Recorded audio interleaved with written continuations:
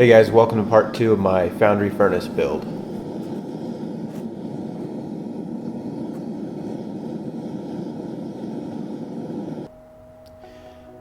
These ceramic bricks that I used are extremely soft, so you can cut them with basically any woodworking saw.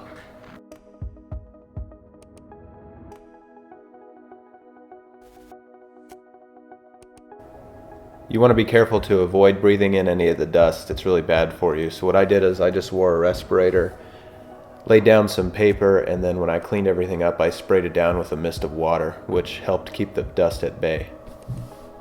These bricks are 4.5 inches wide, 9 inches long, and 2 inches thick.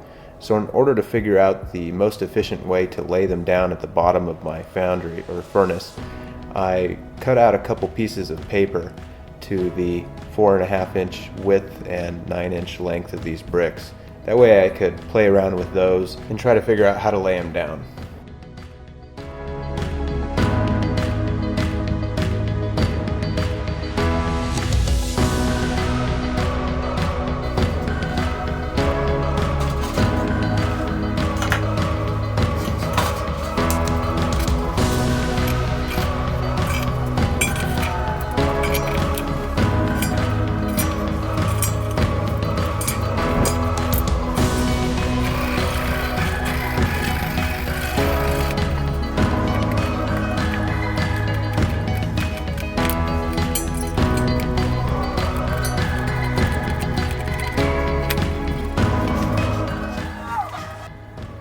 In order to protect the bricks, I used a mortar called K-Bond 3000.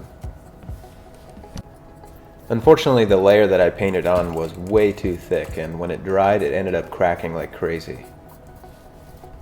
I ended up touching up the cracks with a little bit more of this product later, but if I could do it again, I would paint on a very thin layer and maybe do another coat after that. Placing the burner in the right place is important. The crucible should be sitting on top of what's called a plinth, P-L-I-N-T-H. You can use a hard fire brick for this, or these soft fire bricks will also work.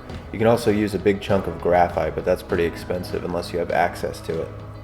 You want the flame to be right above the plinth, but not pointed directly at the crucible.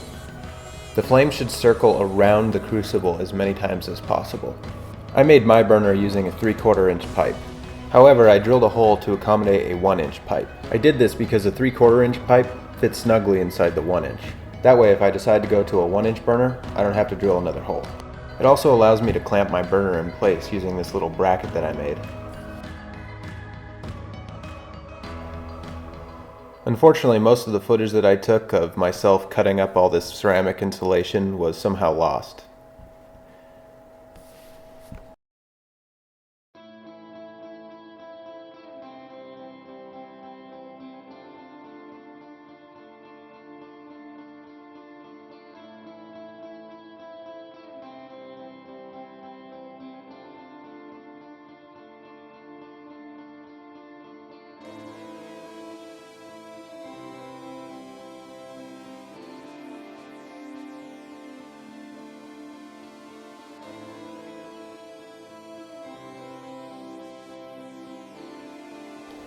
To hold the insulation in place, I just used some large washers and some 1/4 bolts.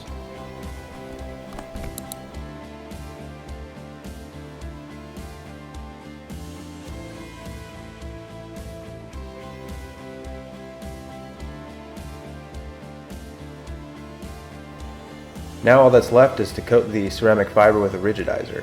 Like I said, I used this product called ITC 100. It's definitely supposed to increase the efficiency of the furnace, thus decreasing the amount of propane needed. Although I don't think that I would use this product again, I have to say that my furnace is extremely efficient.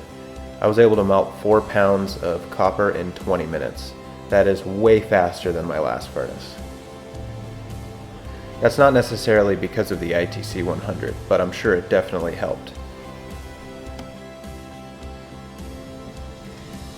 Alright guys, so that's it. This furnace took me 5 days to build. I worked every day for 5 days, and it was a lot of work. So I hope that this information is helpful to some people. I hope that you can use it to build an even better furnace than the one that I made. So make some cool stuff, and happy casting.